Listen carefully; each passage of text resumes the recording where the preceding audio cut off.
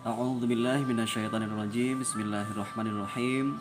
Assalamualaikum warahmatullahi wabarakatuh.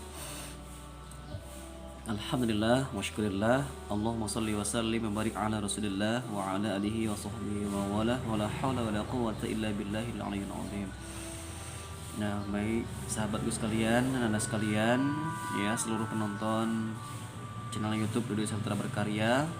Alhamdulillah hari ini kita akan berbagi tentang cara-cara, tips-tips bagaimana anak-anak kita, para peserta didik kita untuk itu bisa lebih mudah, lebih cepat, ya, lebih gampang untuk menghafal Al-Quran, ya. Sebagai seorang yang penghafal Al-Quran, ya, hafil dan hafillah. Jadi dalam instansi pendidikan itu kita sudah sama-sama mengetahui ada namanya mata pelajaran tahfiz, ya, tahfiz Quran atau hafalan Al-Quran. Nah, di sini membuat siswa sekalian itu harus bisa, ya, berusaha semaksimal mungkin untuk bisa menghafalkan Al-Quran, ya. Terlebih nanti bisa mengetahui maknanya dan juga bisa mengamalkannya, ya, dan juga mengajarkannya yang paling penting. Nah, untuk tahap menghafalkan, ya, jadi ini ada tips-tips atau cara terbaik untuk bisa siswa kita itu mencoba, ya, dicoba di rumah agar bisa menjadi anak-anak yang penghafal Quran dengan lebih cepat, ya, dibanding hari sebelumnya. Nah, untuk kali ini, ya, untuk di madrasah sendiri, ya, ini tahfiz Quran menjadi syarat, ya, untuk juga termasuk dalam nilai-nilai rapor, ya, termasuk untuk kelulusan. Jadi kalau hafalannya belum sampai target, ya, maka dia akan ditangguhkan terlebih dahulu sampai hafalannya selesai. Jadi ketika tahfiz menjadi hal yang pokok, hal yang utama, maka itu juga harus diperhatikan bagaimana kiat-kiatnya untuk bisa menghafal Quran sesuai dengan target-targetnya. Baik, untuk yang pertama, informasi untuk Anda sekalian, ya, Anda harus mencari waktu yang tepat untuk bisa menghafal Quran. Ya, misalkan kapan? Misalkan ketika selesai sholat subuh, ya. Jadi selesai sholat subuh adalah waktu terbaik untuk anda sekalian atau kita semuanya untuk menghafalkan Al-Quran, karena ketika itu, ya, otak kita masih fresh, masih segar, ya, masih belum banyak yang kita lakukan, dan ketika kita ucapkan maka telinga kita, ya, indera pendengaran kita akan merespon, mendengarkan, ya, menerima, ya, dan juga mengirimkan ke otak akan menyimpan, ya, dengan lebih baik dibanding kita menghafalkan ketika mungkin siang hari atau malam hari. Ya, silakan dicoba sendiri, bandingkan, ya, waktu pagi hari dengan siang atau sore atau malam. Ternyata saya juga udah mencoba juga, waktu pagi hari adalah waktu yang paling cepat untuk menghafalkan Al-Quran, ya. Jadi yang pertama yaitu selesai sholat subuh, ya, baca Quran dan juga mulailah untuk menghafal Quran. Yang kedua, anak-anak sekalian itu bisa mencoba metode 2-2, ya.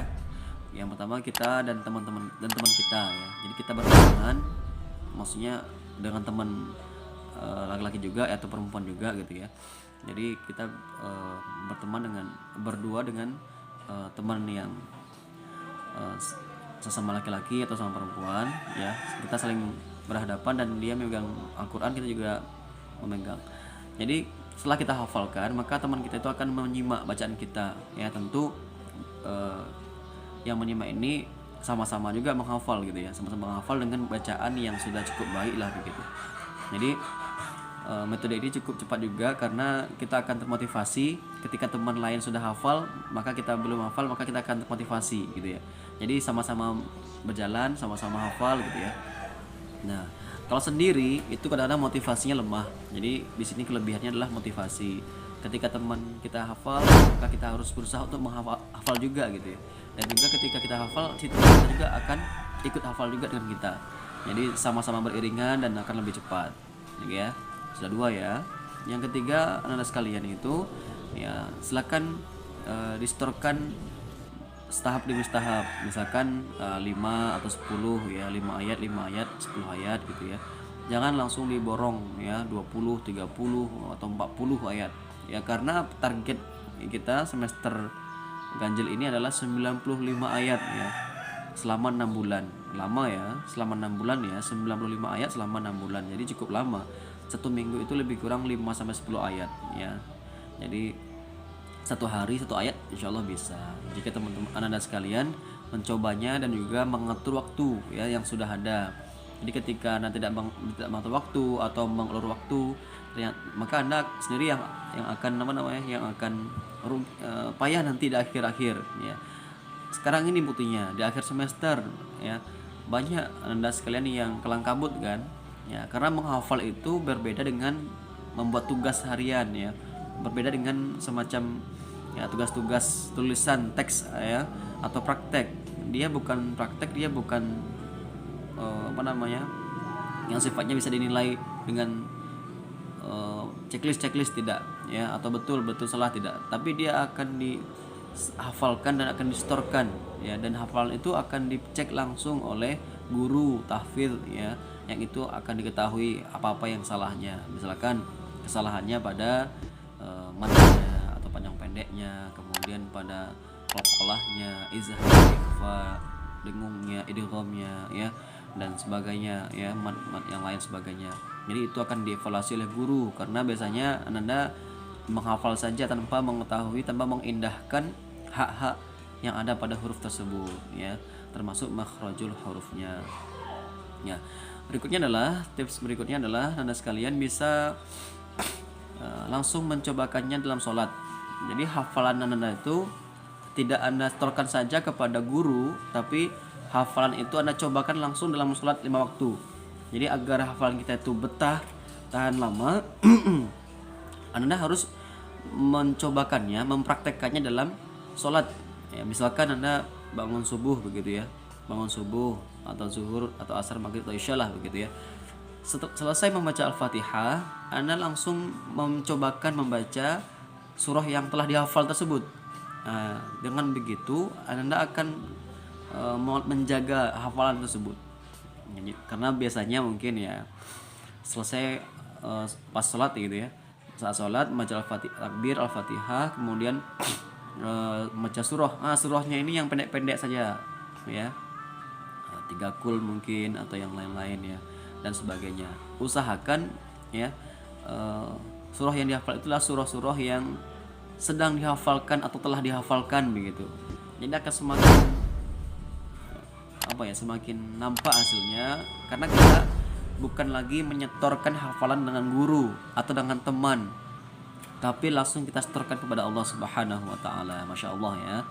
Jadi barakallahu fikum bagi Anda sekalian yang sudah mencoba untuk menghafalkan dan juga menyetorkan langsung dalam hafalan ketika sholat ya. Ketika sholat itu dicobakan langsung ya, hafalan yang tadi kita setorkan tadi itu ke guru ya, guru tahfidz atau yang sedang kita hafalkan tadi, kita cobakan langsung dalam sholat ya.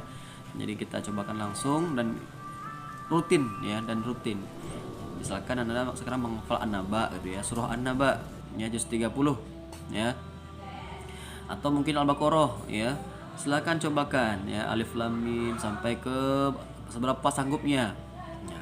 Akan lebih bagus lagi ketika Anda sholat tahajud ya.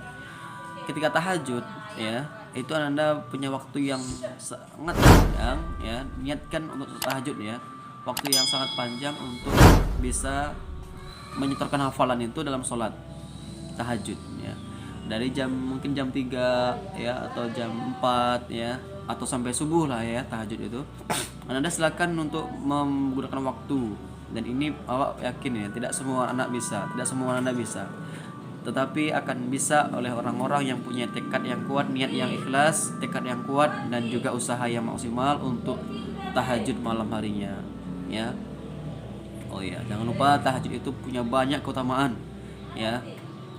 Salah satunya adalah ya, tahajud itu punya 3 keutamaan ya. Yang pertama, siapa yang berdoa akan dikabulkan, apa yang diminta akan diberi ya, ketika kita minta ampun akan diampuni oleh Allah Subhanahu wa taala.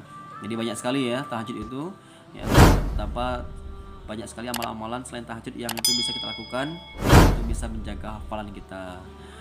Ya, oke, berikutnya adalah ini masih banyak ya tips-tips yang lain. Anda cobakan itu menghafal, murajaah atau mengulang-ulangnya ketika Anda berangkat ke madrasah ya, atau dalam perjalanan ya, atau Anda sedang bepergian kemana gitu ya, Anda sedang di atas bus gitu ya, di atas bus atau mobil ya, Anda duduk gitu ya, daripada menung-menung saja melihat sesuatu yang pemandangan tapi diam saja, tapi akan lebih bagus lagi ketika Anda mengulang hafalan ya, ketika Anda mengulang hafalan misalkan dengan sambil naik mobil gitu ya, naik angkot atau naik sepeda motor gitu ya, tapi tetap dengan fokus ya. Tapi kalau sepeda motor resikonya agak tinggi, jadi usahakan misalkan naik bus lah ya, naik mobil, dicoba-coba di motor gitu ya, di mobil gitu ya, dicobakan menghafal surah An-Naba ya, menghafal surah Al-Mulk atau menghafal surah yang lain sebagainya, juz 29, juz 28, juz 1 gitu ya, atau surah mana yang dirasa itu sudah hafal, silakan dimurajaah atau diulang-ulang ya. Jadi banyak sekali ya kiat-kiat untuk menjaga hafalan kita ya. Saya sendiri juga sama, dari rumah ke madrasah itu juga mengulang-ulang hafalan ya, meskipun itu naik sepeda motor itu juga diulang-ulang hafalannya ya, diulang-ulang hafalan sehingga hafalan itu pagi-pagi akan ingat terus, lengket terus. Oke ya, sudah 10 menit, lebih 11 menit ya.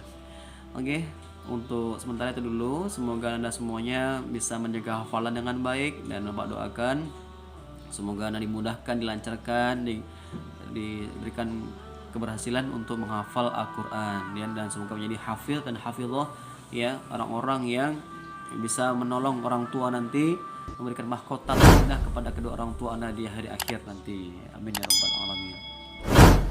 Karena ya memang gitu ya, Bapak tidak bisa mentransfer hafalan, tidak bisa ya, karena hafalan itu memang Anda sendiri yang mencoba ya. Semoga bermanfaat. Assalamualaikum warahmatullahi wabarakatuh. Allah